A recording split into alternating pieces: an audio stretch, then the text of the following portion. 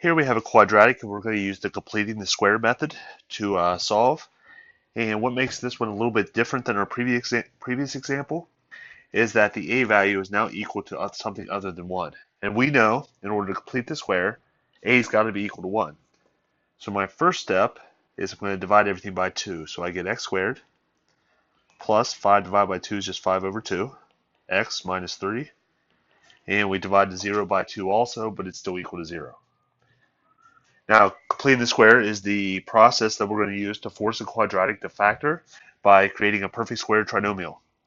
So the first thing I want to do is remove the current c value so I can create that perfect square trinomial. So I have x squared plus 5 over 2x is equal to positive 3. Now, in order to complete the square and create that trinomial, let me write it one more time. I'm going to take half of b and square it. So half of 5 over 2 is 5 over 4, and 5 over 4 squared is 25 over 16. And remember, whatever you do to the left, you also have to do to the right.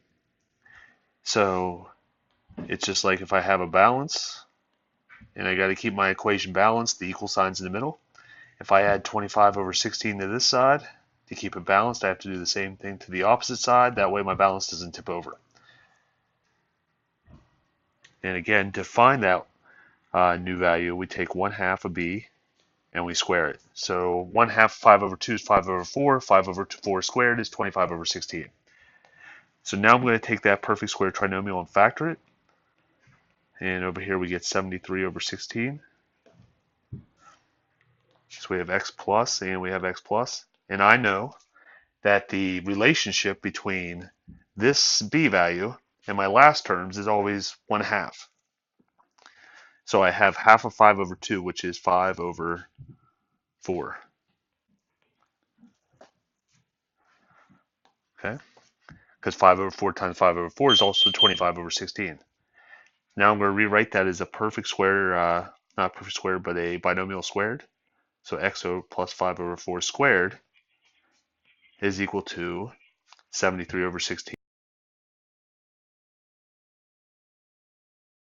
So now I'm going to use my square root to remove that squared by square rooting both sides.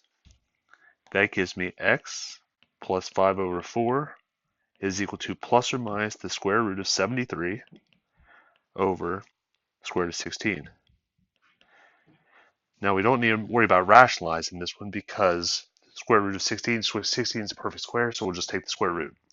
So we have x plus 5 over 4 equals plus or minus the square root of 73 over 4. And now I have one expression. It has two different solutions. So I'm going to take that equation and I'm going to break it up into two separate equations. So x plus 5 over 4 is equal to root 73 over 4.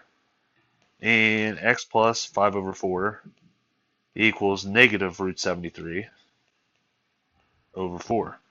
Now in both of these equations, the 5 over 4 is on the incorrect side, so I'm going to subtract it across the equal sign. So I have x is equal to negative 5 over 4 plus root 73 over 4. Same thing on the other side, x equals negative 5 over 4 minus root 73 over 4. And those two solutions both represent x-intercepts on the graph. Okay.